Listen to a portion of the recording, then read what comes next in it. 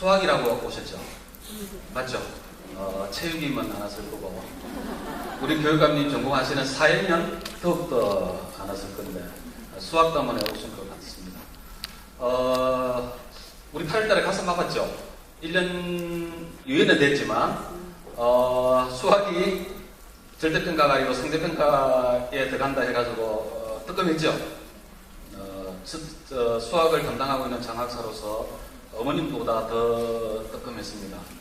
저희들이 바꾸고자 하는 것들이 아이들의 행복한 수학이라고 이야기하면 입에 발린 소리니 이렇게 이야기하실 건데 그것을 해보자는 것이 입시 중심의 수학교육을 좀 변화시켜보자고 하는 것 같다는 좀 생각이 되어집니다. 저희 학생들이 대한민국 학생들이 가지고 있는 상위권 진로를 물었을 때 나오는 내용입니다. 오늘 신문에 보니까 150명 학생들에게 공무원 될 사람 손 들어보세요 하니까 130명이 들었대요. 근데 이 미국에 있는 학생들이 가지고 있는 미래의 어떤 희망하고 있는 직업군입니다. 수학자, 종신교수, 통계학자, 보험계리사 이런 것들을 이야기하고 있습니다. 저희 나라와 앞서가는 나라의 어떤 아이들이 꿈을 꾸고 있는 차이점이 보이시죠? 저는 이 차이점을 보고 교직에 있는 저는 얼마 전까지만 해도 선생님이었는데 너무나 가슴이 아팠습니다. 왜 우리 아이들은 꿈을 공무원밖에 꿀 수 없는 걸까? 공무원같이 꿈을 꾸면 좋은데 그러면 나는 앞으로 우리 아이들이 내 연금을 민기 살려줄 만큼의 경쟁력을 가져가 나라를 국가할 수 있는 암담한 거예요. 그래서 저희들이 좀 생각을 해봤는데 현 정부에서 5개년 계획 안에 교실혁명을 통한 공교육 혁신이라는 내용을 좀 내세워놨습니다. 여기 보면 어머님들이 더욱더 학부모님들이 더욱더 못하는 전문적인 용어가 많은데요. 딱 한 가지만 말씀을 드리도록 하겠습니다. 교교 학점제라는 것이 있습니다. 지금 거제하고 양산에서는 여기 창원이라 가지고는 별 지장이 없을 것 같은데요. 교교 평준화라는 것이 그 지역에서 이슈가 되어 있습니다. 좀 창원하고 저희 양산하고 거제에는 내신 성적으로 고등학교가 이렇게 결정되어 갔거든요. 그럼으로 인해서 여기 분들은 경험하지 못하는 저는 양산에 삽니다. 학부모로서 아픔이 상당히 많습니다. 왜냐하면 착한 아이를 둔 학부모의 아픔을 모르실 거예요. 근데 이 교교 학점제라는 것들이 우리가 나중에 겪었을 때 교교 간의 벽을 허무는 겁니다. 인문계에 있는 학생들이 어느 날 갑자기 필이 받아가 나는 성악을 하고 싶다면 애국으로 가서 학점을 이수받아가지고 그걸 이수받은 걸로 학점이 인정되는 겁니다.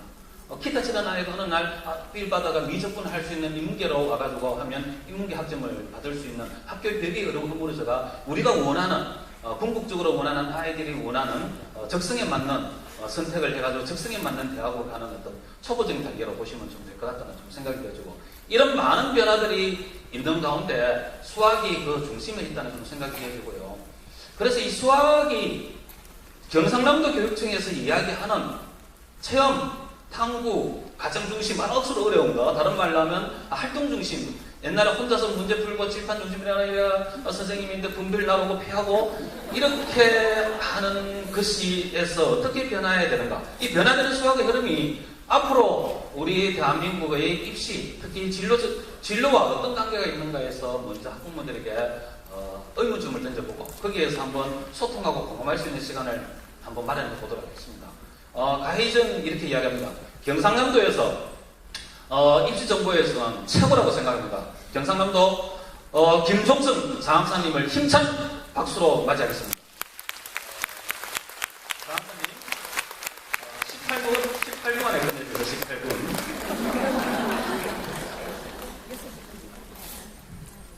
예, 반갑습니다. 제가 보통 강의하면 2시간이 기본인데 18분, 예, 이 단어 자체가 좀 그렇습니다. 예, 그럼 제가 시작해 보도록 하겠습니다. 자, 여기 보시면 학교 교실에 다양한 학생들의 모습이 있습니다. 여기 보면 앞줄에 있는 학생은 당연히 여기에 앞줄에 계신 분처럼 강의에 대해서 열의가 강하고, 그 다음에 아까도 보니까 뒤에서부터 채워주는데 뒤에 있는 학생들은 별로 관심이 없고, 그래서 주로 보면 학부모님들이 우리 자녀의 모습에서 가장 충격을 받는 게 이건 것 같아요. 잘하십니다. 우리 애가 수업 시간에 잔다하면 부모님들이 그냥 흥분을 하십니다.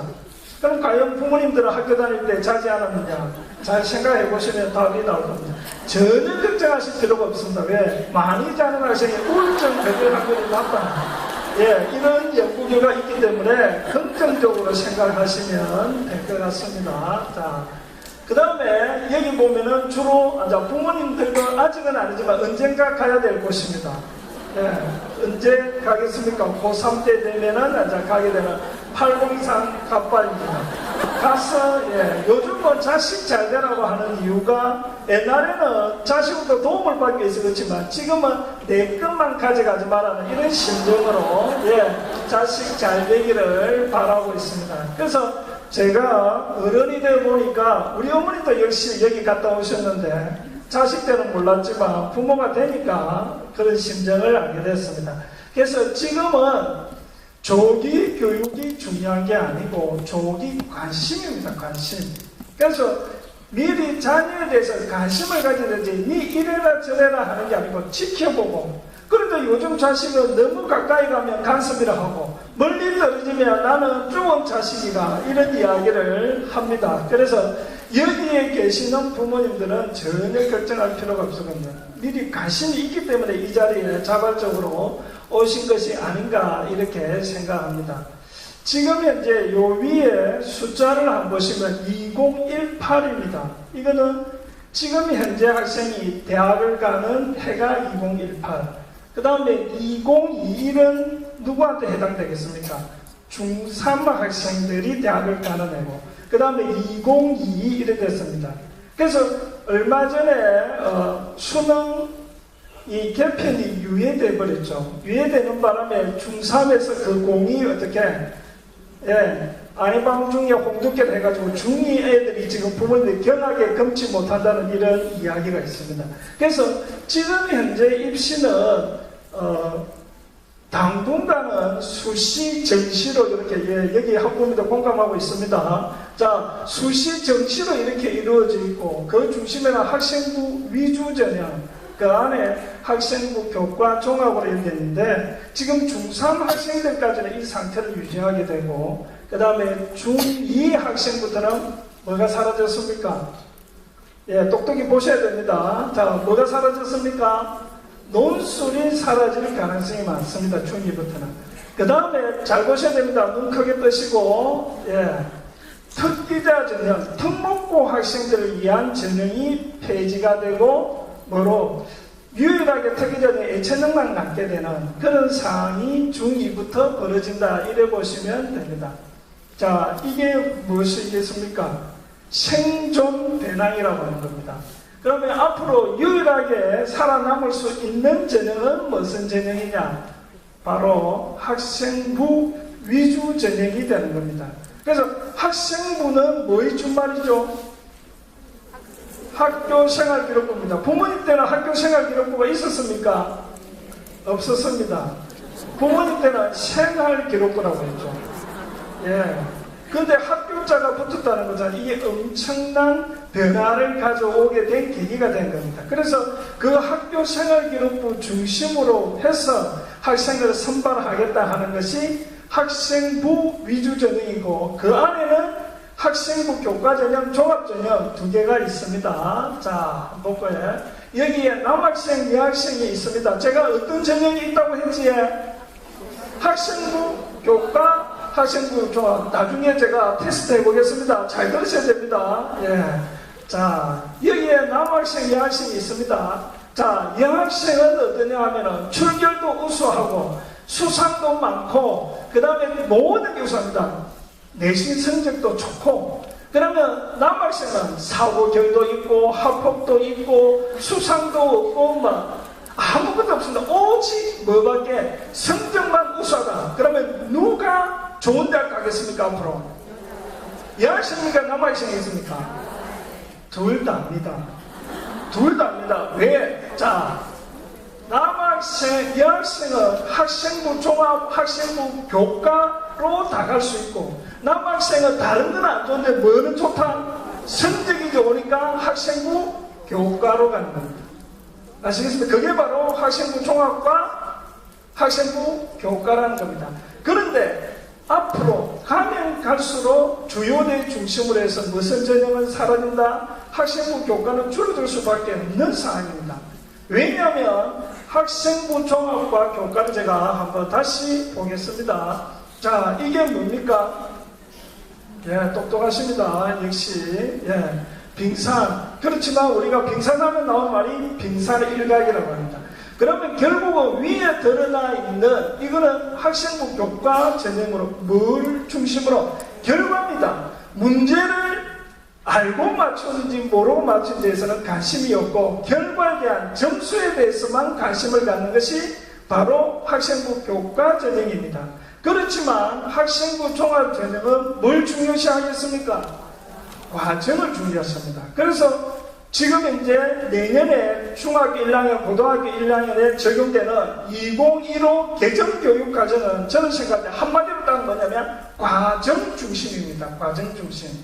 그러니까 결과 중심보다는 과정 중심으로 어떠한 의문을 가지고 그걸 어떻게 해결을 하려는 노력까지만 충실해도 학생이 우수하게 평가받을 수 있다는 이야기입니다. 자, 이게 바로 1970년 80대 창원의 모습입니다. 그때 우리는 장래희망이 바로 뭐였다? 1위는 과학자, 2위는 교수, 막 이런 식이었죠. 지금은 장래희망 1위가 뭐겠습니까? 공무원, 연예인. 저 때는 장래희망 1위가 뭐겠습니까? 뭐 교사라든지 뭐 이런 거 있지만 실질적으로 제 꿈은 셔틀맨이었습니다. 예. 약사 부인을 만나가지고 그냥 아침 저녁으로 셔틀만 올라가. 그럼 우리 때 최고의 꿈이었습니다. 그런데 지금은 뭐가 최고의 꿈이겠습니까? 자, 장래희망 꿈이고 꿈은 임대업입니다. 예. 어떻습니까? 씁쓸합니다. 예. 지금 현재는 그렇습니다. 우리 애 물어보시면 다 초등학생들한테 임대업이 최고라고. 예. 자, 그래서 지금은 제가 생각할 때는 이런 게 아니고 제일 중요한 건 자기 주도성을 가지고 있어야 됩니다. 도전의식에 그 다음에 문제 해결 능력. 제가 생각할 때는 어떤 학생이 요구되느냐 하면 바로 질문이 있는 학생이다. 질문을 하는 학생이 아니고 질문을 가지고 있어야 됩니다. 질문을 갖기 위해서는 어떻게 됩니까? 자기가 스스로 노력을 하고 그 사물에 대해서 궁금증을 드러내야 된다는 거죠. 그래서 제가 주장합니다. 질문이 있는 학생이 되는 그런 형태의 교육이 이루어져야 되지 않느냐 이런 생각합니다. 자, 그래서 지금 현재 하디수는 1년 동안 유예된 게 뭡니까? 수능 절대평가에 대한 거죠. 지금은 이 찬성하고 반대하는 분들이 조금 쉬고 있습니다. 그러다가 내년 한 6월 되면 또 활동하기 시작하겠죠. 그렇지만 어쨌든 간에 결론은 내년에는 내려야 합니다. 그 다음에 지금 이제 중3 학생들까지는 뭐냐 하면은 내신 자체가 상대평가로 대학을 갑니다. 그렇지만 중2부터는 어떻게 될 것인지 12월에 결정하는데 이게 지금 4년째 이렇게 미뤄지고 있는 상황이기 때문에 이게 제대로 실현이 되어야 고교학점제가 나옵니다. 고교학점제는 제가 어렵게 생각하지 마시고 이게 중학교 학부모들 많이 생각. 중학교에서는 자유학기제가 고등학교에서는 고교학점제의 역할을 한다. 이렇게 생각하시면 됩니다. 그러니까 이게 제대로 되려면 성취평가에 의한 절대평가가 이루어져야 된다. 결국은 최종은 뭐냐면은 학교 생활기록부입니다. 그러니까 우리 애가 사교육을 통해서 지식을 쌓는 것보다는 학교 내에 주어진 프로그램을 통해서 학교 내에서 우수성을 입증해야만이 앞으로 좋은 대학에 가고 우수한 인재가 될 수 있다. 이렇게 볼 수 있습니다. 자, 이 왜 아기가 나왔습니까? 자, 부모님들 다 키워보면 어릴 때는 애가 하는 것만 보면 다 뭐처럼 보인다? 천재처럼 보입니다. 그러다가 초등학교 가면 그래도 아직까지 꿈을 잃지 않습니다. 영재가 아닐까 이런 막연한 착각을 하게 되죠. 중학교에 가면은 바로 마지막 희망을 갖게 되는 겁니다. 그래도 뭔가가 있겠지. 그렇지만 고등학교 가면은 오직 원하는 게 뭡니까? 건강하고 튼튼해라. 네. 우리 부모님들도 저한테 그러신 것 같더라고요. 자, 어찌 보면 이게 최고입니다. 건강하고 튼튼하고 착하고, 그러지 않을까 생각합니다. 자, 그래서 지금 이제 대입 환경은 많이 바뀌고 있습니다. 그래서 결과 중심보다는 과정 중심, 그 중심에 선 게 바로 학생부 위주 전형 중에 학생부 종합 전형이 아닐까 이렇게 생각합니다. 그래서 제가 생각할 때는 부모님들이 받았던 교육과 지금 우리 자녀에게 주어진 교육은 완전히 다릅니다. 부모님 때는 결과 중심의 정량적 평가가 우선이었지만 지금은 그런 형태의 학생을 우수한 학생이라고 하지 않습니다. 그래서 부모님의 의식부터 먼저 바꿔야만이 우리의 장점이 어떻게 드러나게 된다는 걸 꼭 기억하셔야 됩니다. 그래서 여기에 있는 단순한 성적보다는 수업 시간에 우리 애가 어떠한 과목에 대해서 장점을 드러내고 그걸 해결하기 위해서 어떻게 고민하는가, 그런 부분에 대한 선생님의 기록, 이런 부분이 중요 요소를 해서 평가받는 시대가 되었다 이렇게 생각하시면 됩니다. 자, 그래서 지금 현재 보면은 수능이 절대평가로 되고 이런 식으로 변해가는 거면 대학 입장에서는 뭐가 사라지게 된다?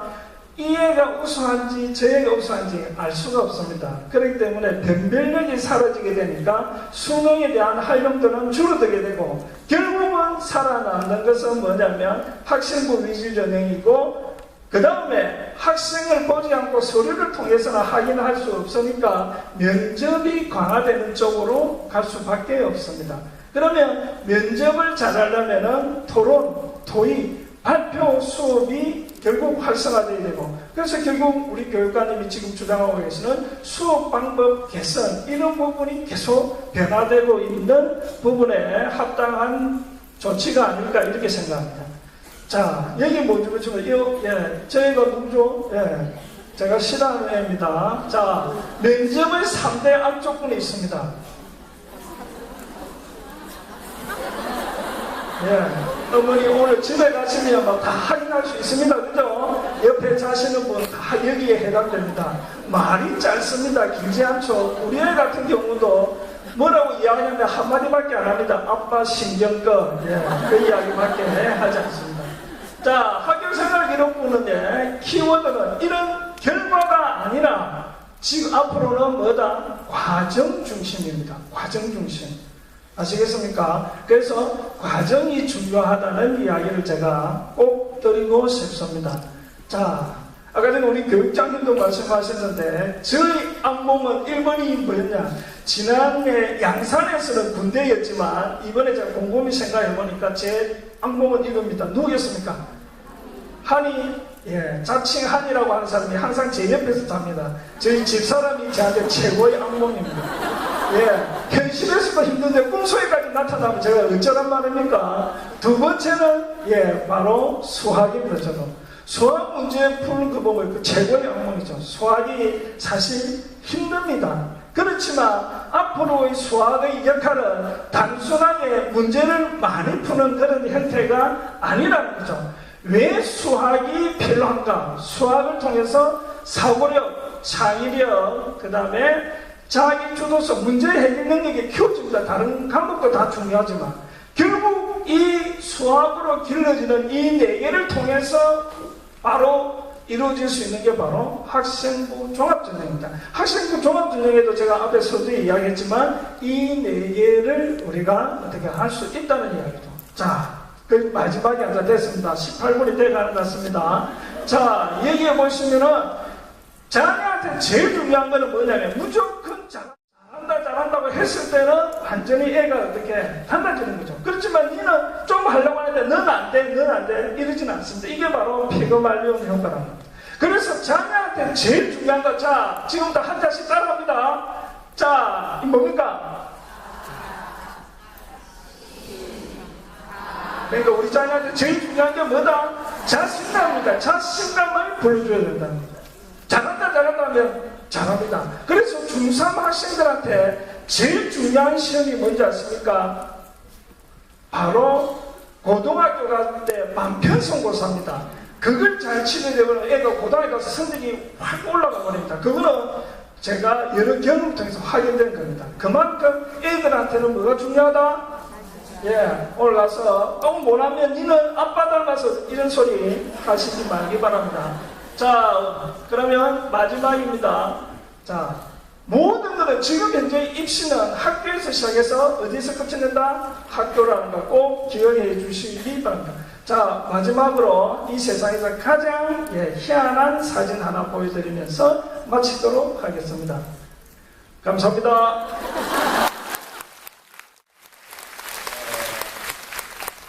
다음에 강의하실 분은 그 세계 약제를 충분히 극복하신 분이 나오실 것 같습니다. 가정 중심이라고 이야기하니까 내신을 잘 받아야 되는 건가 이렇게 좀 생각을 할 수도 있을 것 같은데요. 핵심은 그겁니다. 아까 교육장님이 계속 그 개념이라고 말씀을 하신 것 같은데요. 개념보다 더 중요한 것은 그 문제에 들어있는 본질적인 내용입니다. 여기 이제 사칙 연산을 하는 게임기입니다. 너가웃이라는 게임인데 이 게임을 아이들이 한 4명 정도가 하면 30분 안에 게임이 진행되는데 학생들이 저희들이 데이터를 모집해 보니까 자기 스스로 문제가 내고 친구가 문제 낸 걸 암산을 통해 문제 푸는 것이 우리 그 기절할 것 같은 책 보라색 펜 파란색 펜 있죠. 그 한 7페이지 내지 8페이지 푸는 정도의 식을 자기가 만들고 푸는 거예요. 왜 안 했지? 기절할 것 같은 책 모르나요? 아이들이 하다 보면 기절하고 너무 많이 해가지고 노랗게 질리는 책 있지 않습니까? 노란 펜 이런 것들. 이제 이해가 되셨네요. 이거는 엄마가 옆에서 지켜보고 눈물 뚝뚝뚝 흘리면서 계산을 하는데 이 게임을 하면서 놀이와 같은 것을 하면서 아이가 자기 스스로 아까 말했죠 7, 8페이지 문제를 스스로 만들고 스스로 푸는 그런 역할을 하는 거죠. 옛날에는 이런 놀이 게임 중심의 어떤 학습 방법이 학습에 무의미할 것이라고 생각했는데 이제는 이런 것들이 아주 학습에 의미가 있다, 크다라고 좀 생각을 하고 있는 겁니다. 이것도 사칙 연산 관계되는 게임입니다. 이런 것은 이제 앞에 거는 어떤 기능적인 우리가 옛날에 했던 세마기의 기능적인 부분을 아이의 능력을 키운 거라면 이거는 아이가 스스로 이항분포기를 만들면서 이항분포기 이항이 가지는 정규분포 곡선이 가지는 어떤 사례수가 가지는 통계가 가지는 어떤 그런 것을 이 게임 이 교구를 스스로 만들면서 학문적인 원리를 스스로 익힐 수 있도록 만들어내는 겁니다. 이걸 우리는 수학을 만들고 만지고 느끼면서 배운다는 거예요. 이 하나의 이항분포기를 만들면서 아이는 자연스럽게 정규분포 곡선과 사례수에 대해서 익히게 되는 것입니다. 그래서 아까 악재를 극복했던 사람이 있습니다. 김성정 장학사님보다 제가 조금 낫죠. 제가 염색도 하고 한다고 머리도 깎았는데 이 세상은 공평하지 않은 것 같아요. 키도 크고 날씬하고 잘생겼고 경상도 사투리 안 쓰고 서울분이에요.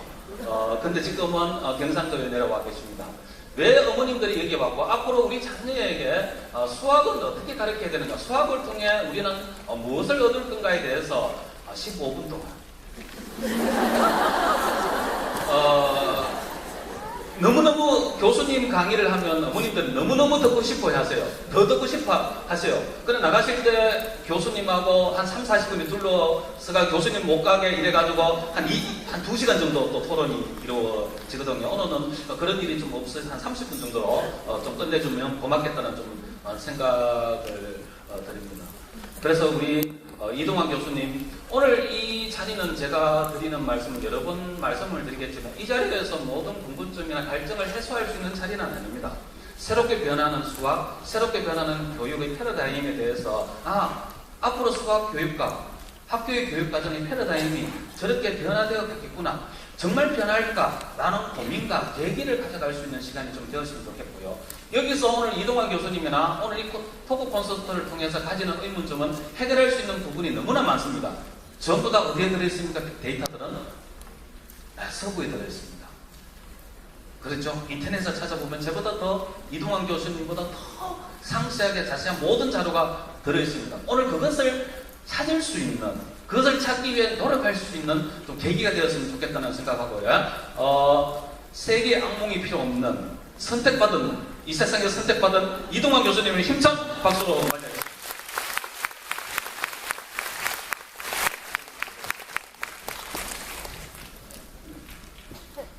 네, 반갑습니다. 저한테는 15분, 네, 15분만 되도록 하겠습니다. 아, 예, 3분이요. 제가 이제 오늘 수학에 대해서 이야기를 할 텐데, 전 수학을 주제로 이렇게 많은 분이 온 거는 태어나서 처음입니다. 근데 아마 이렇게 오셨더라도 수학에 대해서 그렇게 긍정적인 이미지를 갖고 계시진 않을 것 같은데, 긍정적이세요, 수학에 대해서? 네, 예, 그럴 줄 알았습니다. 제가 이제 뼈저리게 느낀 게, 얼마 전에 제 딸 아이가 문화센터를 다니고 있었어요. 그래서 저는 부산에 온 지 이제 5년 됐네요. 근데 그때는 제 딸이 어렸을 때니까 부산에 온 지 한 2년 정도밖에 안 됐을 텐데, 그때 문화센터를 아이 엄마랑 가고 있었다가 어느 날은 제가 데리고 갔습니다. 제가 데리고 갔더니 그분들이 다 이제 어머님들이잖아요. 계속 저를 쳐다보시더라고요. 그러다가 이제 그 자리에서 얘기를 못하고 그 다음 주에 이제 제 와이프가 아이를 데리고 갔더니 부산 분들은 굉장히 직설적이시더라고요. 대개 남편 뭐 하는 사람이냐라고 물어보시는 거예요. 그러니까 좀 그랬겠죠. 아침에 왔으니까. 그래서 교대 교수다. 그랬더니 그분들이 무슨 과냐? 그래서 수학과다. 그랬더니 그분들이 하는 말이 그렇게 생겼다. 수학 잘하게 생겼다라는 게 도대체 무슨 의미일까 해서 곰곰이 좀 긍정적인 의미를 좀 찾아보려다가 이제 와이프한테 물어봤어요. 수학을 잘하게 생겼다는 게 이게 뭘까? 그랬더니 제 와이프가 단칼에 다른 건 모르겠고 확실한 건 잘생긴 건 아니다. 그래서 그 뒤로 이제 어떻게 하면 좀 그래도 수학 잘하게 안 생기려고 오늘도 이제 옷 좀 더 좋은 옷, 집에서 제일 좋은 옷 입고 좀 긍정적인 걸 보여드리기 위해서 왔습니다. 그래서 오늘 하는 이야기도 짧은 시간 안에 많은 얘기를 할 수 없습니다. 오늘 약간 수학의 다른 모습, 수학을 이렇게 공부할 수도 있다라는 거를 안고 가시면 될 것 같습니다. 근데 저희가 수학 토크 콘서트가 이제 작년 5월 달에 창원에 한번 왔고 이제 올해로 1년이 됐습니다. 그래서 지금 여러 지역을 돌아다니면서 어머님들도 많이 학부모님 만나 뵙고 질문도 들어봤는데 다들 저희가 경남교육청에서 진행하는 체험, 탐구, 활동 중심 수학교육에 대해서 공감을 한다를 하고 있습니다. 하지만 뭘까요? 공감을 하지만 그래도 불안하다. 그래도 불안하다. 여전히. 옆집 아이는 더 학원 가서 선행하는 것 같고 연산 나만 안 시키는 것 같고 기다리라고 하는데 정말 기다려도 되는 것 같고 그게 불안함. 근데 저도 지금 제 딸이 6살이 되는데 옆에 아이가 한글을 막 읽기 시작하니까 이제 조금씩 불안해지기 시작합니다. 얘는 자기 이름도 기껏 헷갈리는데 그런데 저도 이제 충분히 근데 그 불안함에 대해서 조금이라도 그렇게 불안할 필요가 없다를 오늘 이야기를 해볼까 합니다. 그래서 한번 실험을 해봤습니다. 초중고 학교급마다 이 문제를 한번 풀어봐라. 이거 초등학생도 풀 수 있는 문제죠. 근데 풀어보게 했더니 정답률이 어떻게 됐을 것 같으세요? 초, 중, 고. 제가 이렇게 물어보니까 아마 뭐 고등학생이 낮았겠지 하고 이제 예측을 하실 수 있을 텐데 정답률은 비슷합니다. 근데 제가 주목하는 거는 뭐죠? 풀이 시도가 얘들은 33%밖에 안 한 겁니다. 고등학생들은 왜 그랬을까요? 고등학생들은 이미 이게 가장 치명적인 단점이 수학 시간에 물어봤다는 겁니다. 아마 다른 시간에 물어봤으면 안 그랬을 텐데 수학 시간에 물어보니까 일단 수학 문제 나는 어차피 해봤자 안 돼. 가만히 있으면 중간이라도 가지. 시도조차 안 한 거예요. 대신 시도한 애들은 거의 다 풀었습니다. 이제 시도한 애들은 그러니까 그만큼 대부분의 아이들은 충분히 풀 수 있대도 더 이상 시도조차 하지 않습니다. 이게 가장 무서운 거고 제가 안타까운 거죠. 그럼 왜 시도하지 않을까? 얘들은 왜 시도하지 않을까? 가장 큰 게 아이들은 초등학교부터 수학 시간에는 실수는 하면 안 되는 거였어요. 수학은 틀리는 게 맞고 틀리는 게 명확하니까 틀릴 때마다 엄청나게 혼났던 거예요. 그게 계속 쌓이고 쌓이면 아예 실수를 안 하는 가장 좋은 방법 두 가지가 있습니다. 하나는 완벽하게 안 할 때까지 연습하는. 두 번째는 시도를 안 하는 겁니다. 그러니까 아이들은 당연히 이제 시도를 안 하기 시작하는 겁니다. 그게 이제 가장 무서운데 그럼 어떻게 해야지 아이들이 이렇게 시도를 더 하고 할 수 있을까? 그래서 첫 번째 이제 어머니들 얘기하는 게 실수에 대해서 좀 관대해질 필요가 있습니다. 실수를 해야 됩니다. 그래서 얼마 전에 신문에도 나왔던 기사인데요. 한 아이가 핸드폰 게임을 하고 있는데 페일이 탁 뜹니다. 그러면 굉장히 좋아하고 막 손뼉 치고 그래요. 그럼 아빠가 주위에 있다가 얘 이상하다. 왜 페일이 뜨는데 좋아할까? 하다가 넌 페일이 무슨 뜻인지 아니? 그랬더니 그 아이가 합니다. 아빠한테. 아빠, 다시 하란 뜻이야. 맞죠? 저는 수학에서 페일, 실수라는 거는 다르게 생각했다는 거예요. 우리 수학 선생님들이 가장 가르치기 어려운 아이들은 어떤 아이들이냐면 무기력한 아이들이에요. 아무 생각도 안 하는 아이들. 걔들이 처음부터 그런 게 아닙니다. 실수할 때마다 혼났기 때문에. 그래서 제가 한번 봤습니다. 어느 1학년 학생이 이렇게 뺄셈을 했어요. 왜 그랬을까요? 아마 제 딸이 이랬으면 저도 막 화가 막 치밀어 올랐을 텐데 제 대학원 선생님이 이제 제 수업을 듣고 한번 이제 혼내지 않고 물어본 겁니다. 너는 왜 이렇게 계산했니? 하고 했더니 그 친구가 선생님을 이제 한심하게 쳐다보면서 선생님 여기 연필 7자루가 있고 지우개 3개가 있는데 지우개를 빼봐요. 연필 몇 자루 남나? 연필 7자루 남네? 그래서 선생님이 바로 질문을 바꿨어요. 그럼 연필 7자루에서 연필 3개 빼면 몇 개 남니? 4자루 남아요. 그럼 얘는 뺄셈을 못했던 게 아니에요. 얘가 몰랐던 거는 7하고 3이 연필과 지우개처럼 뺄 수 있는 대상이 아니었던 거죠. 서로 다른 대상이었던 거죠. 그럼 이 아이한테 필요한 거는 7 빼기 3은 4에 앞으로 이렇게 해. 이렇게 강요할 게 아니라 7과 3이 같은 수라는 것을 강요할 필요가 있는 거죠. 그러니까 그런 식으로 실수를 할 때 얘가 실수가 잘못이 아니라 얘 생각을 드러날 기회가 생긴 겁니다. 그에 맞는 적절한 피드백이 필요한 거지 혼내는 게 아닙니다. 혼내면 애는 실수를 보완하는 게 아니라 앞으로 실수하지 말아야지 이제 더 불안불안해지는 거죠. 그게 이제 시작인 겁니다. 아이들.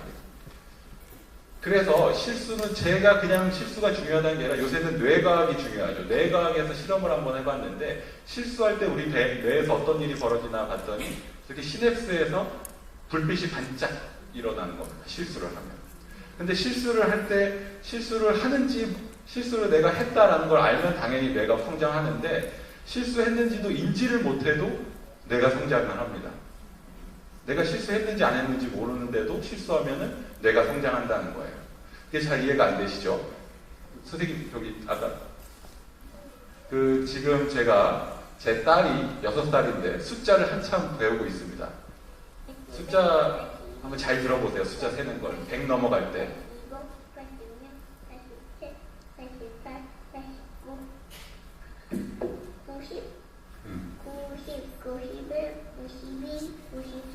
54, 55, 56, 57, 58, 59, 110.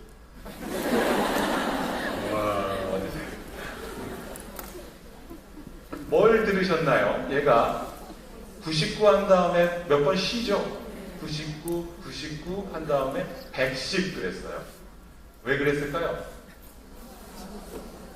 그죠? 얘가 그 전까지는 79 다음에 80, 89 끝나면 90. 그러니까 그 다음에 99 다음에는 100은 들어봤으니까 110. 틀렸죠? 근데 틀렸는데 얘는 틀렸는지 안 했는지 몰라요, 아직은. 하지만 99, 이 과정에 지금 뇌 속에서 어떤 일이 벌어졌을까요? 굉장히 많은 일반화가 지금 되는 겁니다. 숫자는 그 다음에는 9 다음에 10, 11. 그럼 제가 이렇게 하고 나서 혼냈을까요? 아니야, 100이야. 안 했어요. 그냥 냅둔 겁니다. 나중에 100이라는 걸 알려주려면 좀 더 기다렸다 해주면 되는 겁니다. 실수 자체가 굉장히 얘 머릿속에서는 엄청난 학습이 일어나는 거죠. 그러니까 실수를 인지 안 시켜도 속은 타지만 기다려주면 스스로 뇌에서 일이 일어나고 있습니다. 그래서 실수를 이게 그래서 참 쉽지 않은데 전 선생님들한테 계속해서 얘기하는 게 실수할 때마다 엄청나게 칭찬을 해줄 필요가 있다. 그래서 제가 가장 요새 많이 하면서 아이들의 분위기를 바꾸는 게 일부러 네가 실수한 것 중에 가장 마음에 드는 실수 하나씩 가져와라 해서 실수를 발표하게 합니다. 굉장히 배울 게 많아요. 그리고 이제는 실수가 그렇게 부끄러운 게 아니구나. 그런 생각들이 많이 생길 수가 있습니다. 오늘 시간이 많지 않아서 이것도 또 그래서 강 건너기 이게 이제 하나 제가 집에 가서 한번 해보셔도 괜찮은데요. 강 건너기라는 게임이 있습니다. 강남과 강북에 이렇게 돼 있고요. 사람을 이렇게 배치합니다. 나루터 1번 나루터부터 12번 나루터까지 7번에 둘, 얘는 8번에 셋이고요. 얘는 4번에 둘, 7번에 셋 이렇게 배치를 했습니다. 그럼 이렇게 배치한 이유는 짝끼리 게임을 하는데 주사위 2개를 굴립니다. 주사위 2개를 굴려서 주사위 2개를 굴렸는데 두 눈에 합이 7이 나왔다. 그럼 7을 지우는 겁니다. 또 굴려요. 또 굴렸는데 두 눈에 합이 3이 나왔다. 두 눈에 합이 3이 나왔다.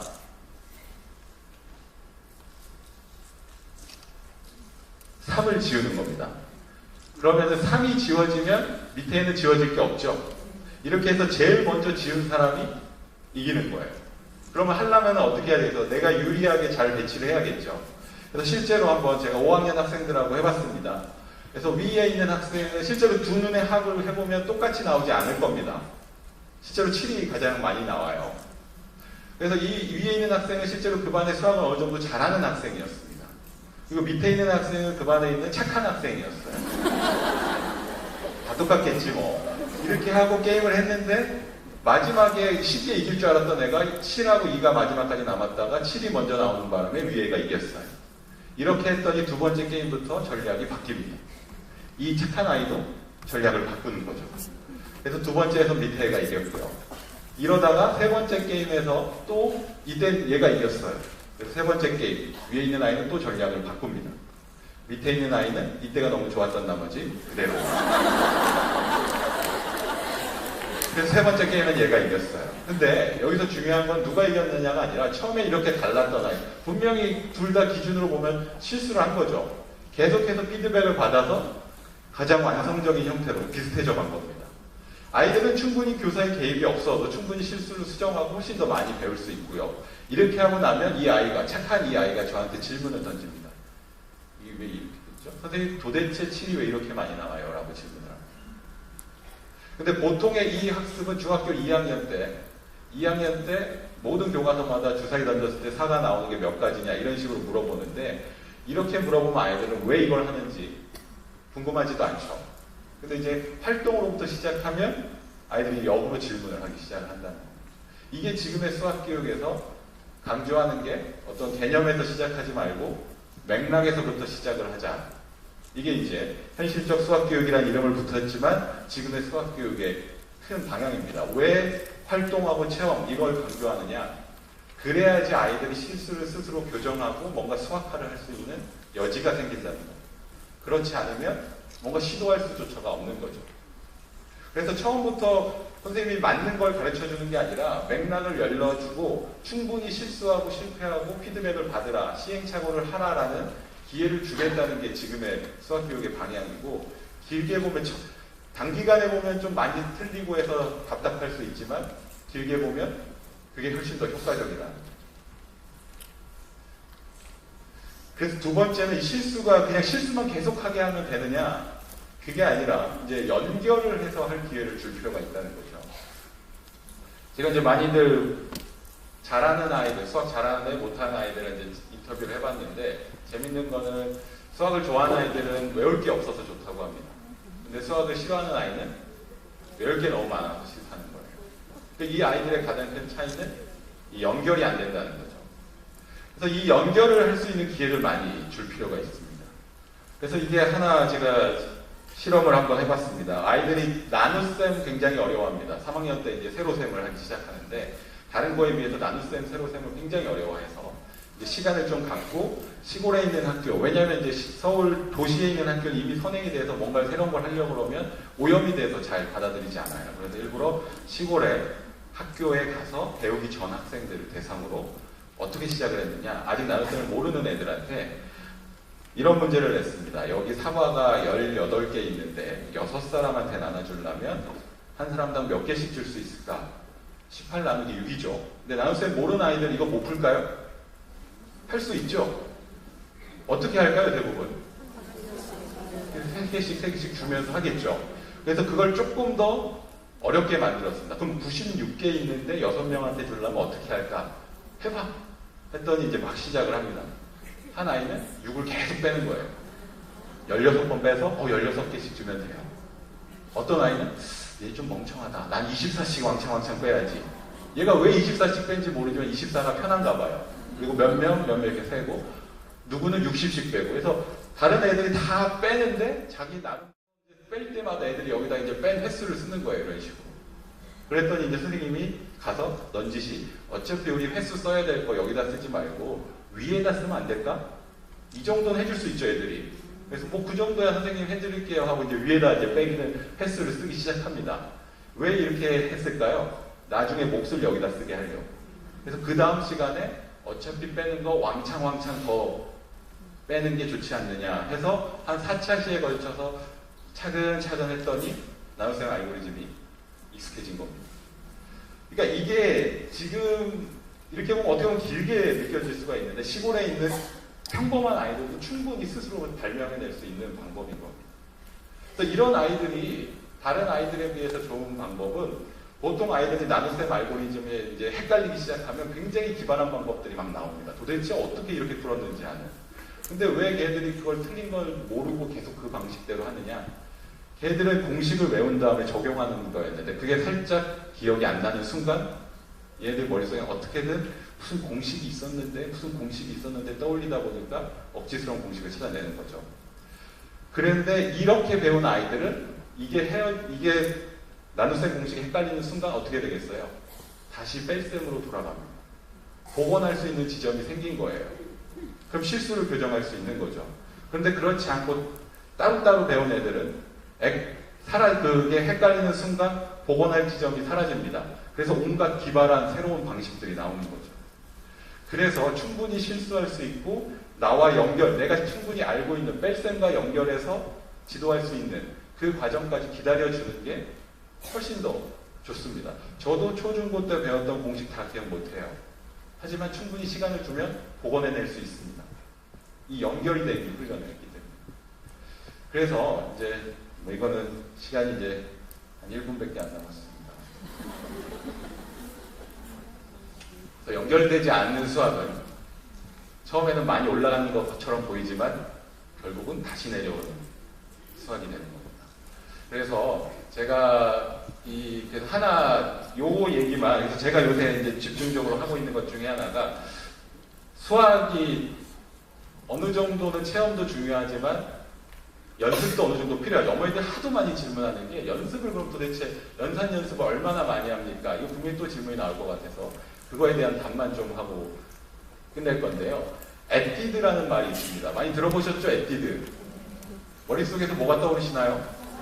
화장품. 네, 저도 그렇습니다. 근데 원래 에뛰드가 음악 용어예요. 연습곡이라는. 그 연습곡이라는 음악 용어인데 그 연습곡의 정의 자체가 피아노 에뛰드라는 얘기는 피아노 처음 배우는 사람이 그 곡을 연주하면 같은 기법을 계속 연습하는 겁니다. 그러니까 그 에뛰드를 연주하는 사람, 그 연주자 입장에서는 에뛰드를 하기가 싫겠죠. 지루하고. 근데 그게 쇼팽이라는 사람 이후부터, 쇼팽의 에뛰드부터는 예술의 경지로 간 거예요. 그냥 연주해도 연습도 되고 음악적으로도 아름답고. 그래서 거기에 착안해서 매스메티컬 에뛰드, 수학적 에뛰드라는 게 하나 있습니다. 아이들한테 연습을 시키는데 이왕이면 의미 있게, 재미있게, 어렵지 않게 시킬 수 있는 방법이 없을까? 그래서 이제 여러 가지 아이디어가 나오는데 하나가 한번 혹시 고학년이면 집에 가서 한번 해보세요. 이렇게 6개 분수가 주어지고 아이들한테 이 중에서 몇 개를 선택해서 가장 1에 가깝게 만들어라. 학급에서 한번 해봤습니다. 가장 1에 가까운 사람도 손들어서 발표해 하면 애들이 막 얘기해요. 누가 1에 가까운 사람이 이기는 거예요. 그래서 한 1시간 동안 하면은 지금 뭐 실제로 답은 이건데 답이 중요한 게 아니고요. 이렇게 되면 아이들이 뭘 많이 하겠어요? 분수의 덕셈 엄청나게 많이 하죠. 그런데 아무도 지루해하지 않습니다.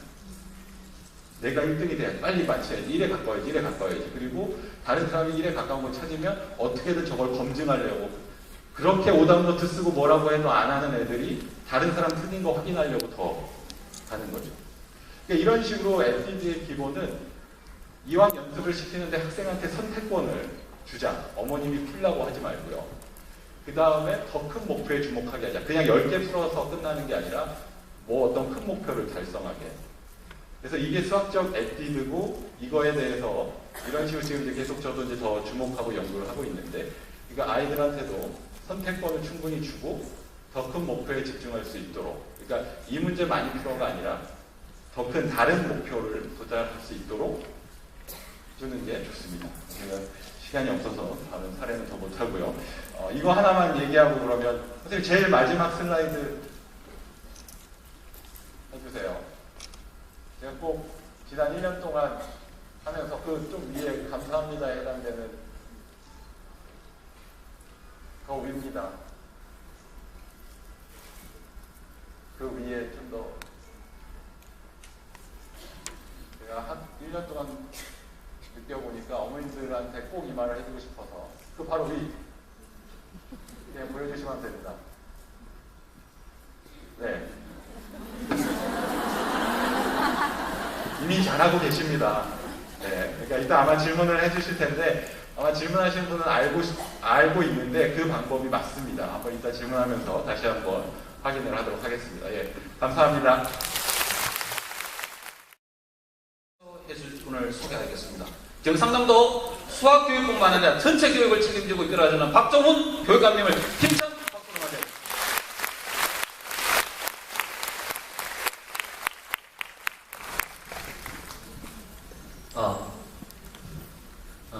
제가 왼손잡이여가지고 저는 저쪽보다는 이쪽이 좀 유리할 것 같아서 제가 이렇게 왔습니다. 10분, 제한테 시간을 10분 주신다는 거죠? 내한테 시간 10분 주신다는 거죠? 훨씬 저는 덜 부담스럽습니다. 제가 여기 오면서, 금방 단상에 올라오면서 참 많이들 오셨구나 라는 느낌 하나 하고, 그 다음에 또 하나의 느낌이, 이동환 교수께서 자꾸 시간이 없어서라고 이야기하면서 들어가셨는데, 내가 과연 이동환 교수 이상의 메시지를 여러분들한테 드릴 수 있을 것인가에 대한 부담, 이 두 가지가 대단한 부담으로 저는 와닿았습니다.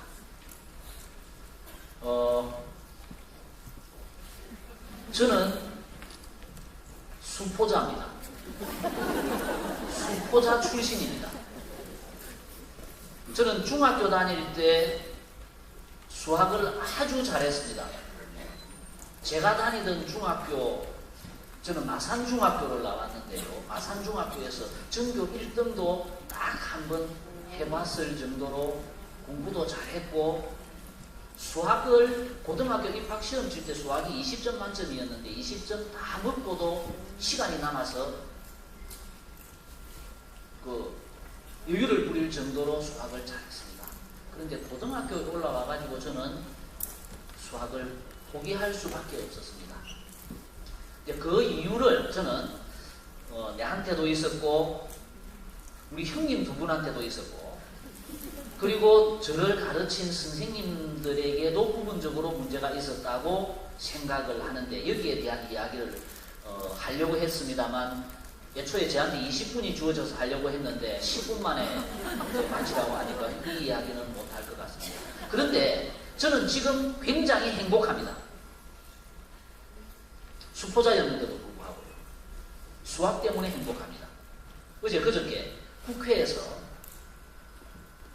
우리하고 같이 수학문화관을 만드는 서울노원구청하고 우리 경상남도 교육청하고 같이 유명한 미국 대학 수학 교수님도 모시고 또 우리 이동환 교수도 같이 참여하고 이렇게 해서 국제 심포지움을 했는데, 주제 발표하고 난 뒤에 이제 질문을 받기 위한 자리에 제가 한가운데에 앉았습니다.